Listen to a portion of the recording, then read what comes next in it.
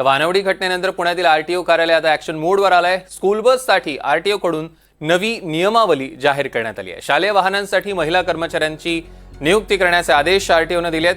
RTO कडून नियमांचं उल्लंघन करणाऱ्या वाहनांवर कारवाई करण्यासाठी स्कूल बस आणि व्हॅन्सची आता तपासणी सुरू झाली आहे। तर वानवडी घटनेनंतर पुण्यात आरटीओ आता ॲक्शन मोडवर आल्याचं बघायला मिळतंय।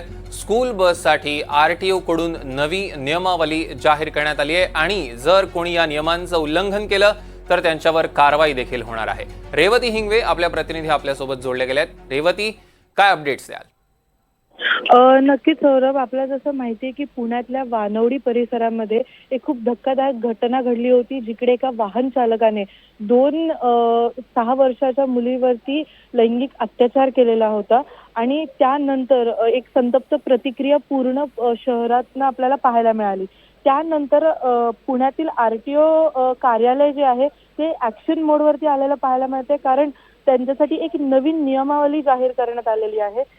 त्यांना शालेय वाहनांसाठी महिला कर्मचाऱ्यांची नियुक्ती करणं असू दे किंवा मग एक वेब पोर्टल चालू करणं असू दे, हे त्यांच्यासाठी नियमबाह्य असणार आहे।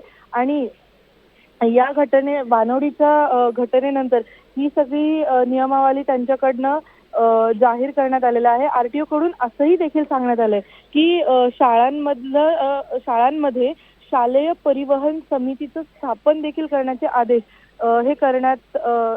देण्यात आलेले आहेत आणि त्या समितीमध्ये पोलीस, आरटीओ अधिकारी आणि पालक प्रतिनिधी यांचा समावेश देखील असणं बंधनकारक असणार आहे।